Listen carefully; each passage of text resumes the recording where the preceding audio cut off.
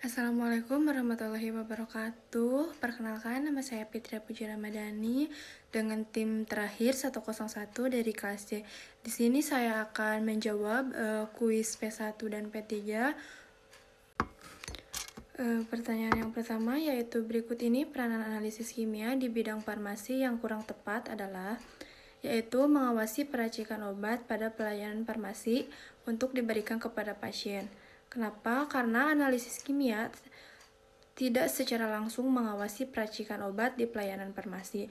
Pengawasan peracikan obat lebih merupakan tanggung jawab apoteker klinis atau tenaga teknis kefarmasian yang melakukan dispensing. Analisis kimia berfokus pada pengujian atau pengendalian mutu, evaluasi bahan baku, dan uji keamanan, bukan pada tahapan pelayanan langsung kepada pasien. Untuk soal yang kedua yaitu suatu senyawa kimia yang akan dianalisis dalam suatu sampel. Jawabannya yaitu adalah analit. Yaitu analit adalah istilah untuk senyawa atau komponen tertentu dalam suatu sampel yang menjadi objek pengukuran analisis. Nomor 3 yaitu metode analisis yang bertujuan menentukan identitas sampel adalah yaitu jawabannya analisis kualitatif. Yaitu analisis kualitatif bertujuan menentukan identitas atau jenis senyawa dalam suatu sampel, contohnya mendeteksi ion, unsur, atau gugus fungsi. Yang selanjutnya yaitu metode yang melibatkan reaksi kimia yang berlangsung sempurna dan perhitungan stoikiometri pasti untuk mengetahui identitas dan atau jumlah senyawa dalam sampel. Disebut metode yaitu metode analisis klasik. Yaitu metode analisis klasik adalah metode analisis kimia yang mengandalkan reaksi kimia yang berlangsung sempurna dan prinsip stoikiometri atau perbandingan mol yang tepat. Metode ini biasanya mencakup analisis gravimetri atau analisis titrimetri. Ciri khasnya itu reaksi kimia harus berlangsung sempurna, membentuk produk yang pasti. Berikut ini merupakan contoh analisis semi kualitatif adalah jawabannya yaitu uji batas logam pada bahan baku KCl. Yaitu analisis semi kuantitatif hanya menunjukkan ada atau tidaknya dan perkiraan jumlah tidak akurat. Uji batas logam atau hanya memastikan kadar logam tidak melebihi batas tertentu tanpa hitung kadar tepat, yaitu kadar parasetamol dan Zn kuantitatif kadar pasti, dan identifikasinya senyawa atau uji nyala yaitu kualitatif atau hanya identitas. Nomor 6, berikut ini termasuk metode analisis kimia modern adalah spektrometri UV vis, yaitu spektrometri UV vis termasuk analisis modern karena butuh alat khusus untuk mengukur seberapa banyak cahaya yang diserap larutannya. Hasilnya lebih cepat, praktis, dan datanya langsung terbaca angka. Volumetri dan gravimetri masih pakai cara klasik atau titrasi menimbang endapan. Reaksi kristal dan warna juga klasik, hanya melihat perubahan warna atau terbentuknya endapan tanpa alat canggih. Berikut ini termasuk ke dalam reaksi kering analisis kualitatif kecuali adalah reaksi kimia dengan reagen.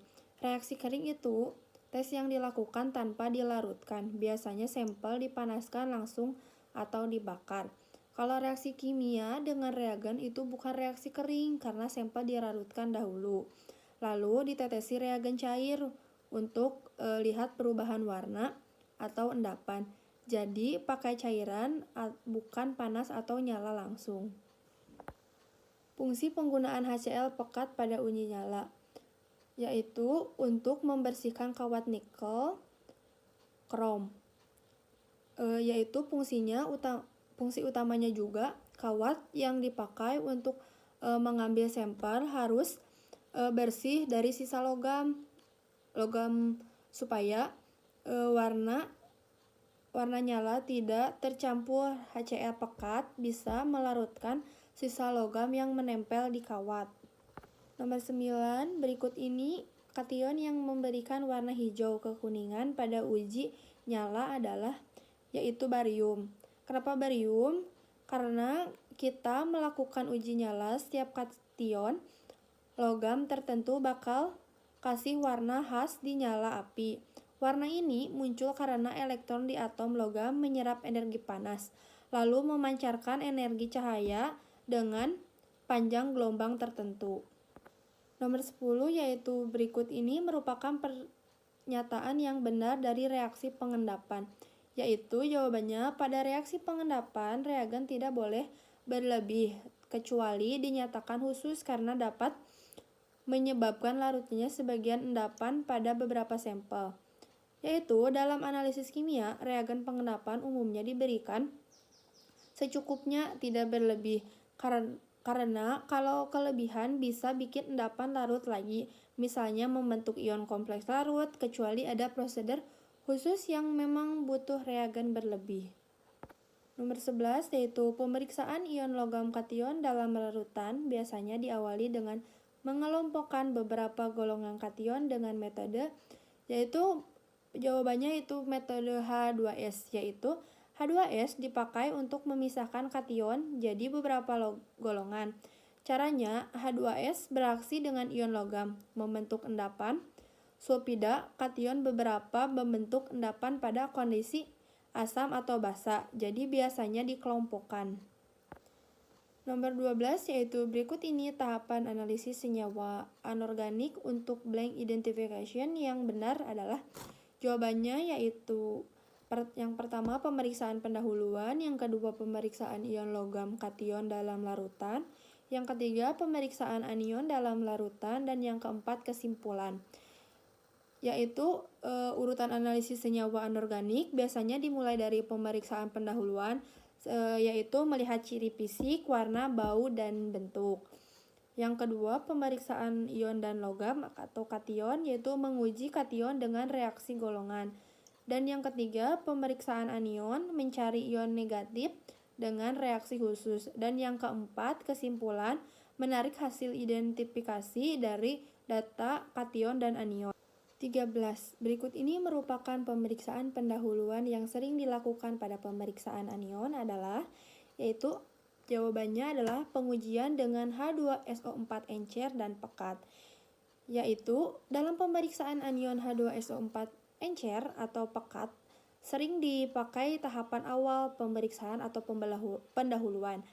Caranya, sampel ditetesi asam sulfat. Kalau ada anion tertentu, biasanya akan terbentuk gas dan bau khas atau terjadi pada reaksi tertentu.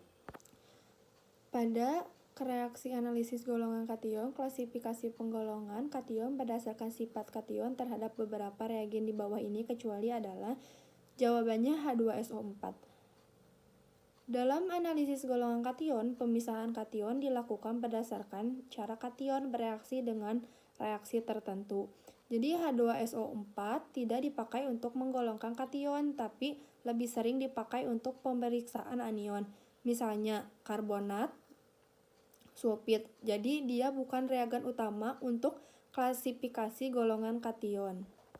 15. Apakah senyawa yang menghasilkan endapan putih pada reaksi penggolongan 1 yang tidak larut dalam air? Jawabannya adalah AgCl. Pada reaksi penggolongan kation golongan 1 biasanya ditambahkan HCl untuk melihat apakah terbentuk endapan klorida atau tidak dalam larut air. AgCl atau peraklorida membentuk endapan putih yang tidak larut dalam air. NaCl larut dalam air. CaCl, 2, JnCl2, CuCl juga larut atau lebih stabil dalam larutan. Tidak mengendap seperti AgCl, jadi kalau terbentuk endapan putih tidak larut itu adalah 16. Berdasarkan reaksi berikut, senyawa dan warna endapan apakah yang akan terbentuk, yaitu jawabannya CuS dengan endapan warna hitam. Kalau ion CuS tembaga direaksikan dengan H2S, dia akan membentuk CuS tembaga sulfida atau hasil reaksi ini berupa endapan warna hitam yang khas untuk sulfida tembaga. Contohnya Cu2+ ditambah H2S berbentuk endapan hitam ditambah 2H+. Jadi kalau ada reaksi ion tembaga dengan H2S pasti hasilnya CuS yang yang berwarna hitam pekat, bukan senyawa lain. Berikut ini manakah kation yang termasuk kation golongan 2A?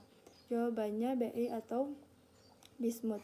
Bi masuk golongan 2A karena bikin endapan sulfida Bi2S3, endapan H2S yang enggak larut di NH4 2S.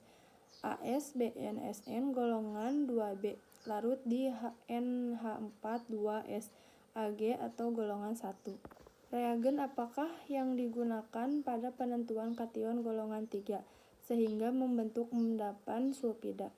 Jawabannya yaitu NH4Cl ditambah NH4OH plus H2S. Untuk golongan 3, H2S dipakai di suasana basa atau NH4OH dibikin basa. NH4Cl jaga pH stabil H2S buat endapan sulfida kation golongan 3. Berdasarkan reaksi berikut, senyawa dari warna endapan apakah yang terbentuk? 2Al plus 3 plus 32S min plus 6H2O. Jawabannya adalah A1OH2 dengan endapan berwarna putih. Kalau ion Al plus direaksikan dengan S2- sebenarnya terbentuk Al2S3, tapi Al2S3 enggak stabil di air, dia langsung hidrolis atau bereaksi dengan air dan menghasilkan Al atau OH2 yang mengendap dan H2S yang lepas. Jadi hasil akhirnya adalah AlOH3 sama dengan endapan putih. Reagen berikut dapat digunakan untuk membedakan Pb2+ dengan Hg+, di mana pada Pb2+ akan terbentuk endapan berwarna kuning telur, dan pada Hg+ akan terbentuk endapan berwarna hijau. Reagen manakah yang dimaksud? Jawabannya adalah K2CrO4, yaitu kalium kromat. Kalium kromat dipakai buat bedain Pb2+ sama Hg+, karena kalau Pb2+ dia bikin endapan kuning terang kayak kuning telur, PbCrO4. Kalau kena Hg+, bisa muncul endapan hijau. Jadi kalau tahu mana timbal mana raksa, lihat warnanya kuning telur, Pb2+, dan hijau Hg+. Terima kasih. Sekian. Assalamualaikum warahmatullahi wabarakatuh.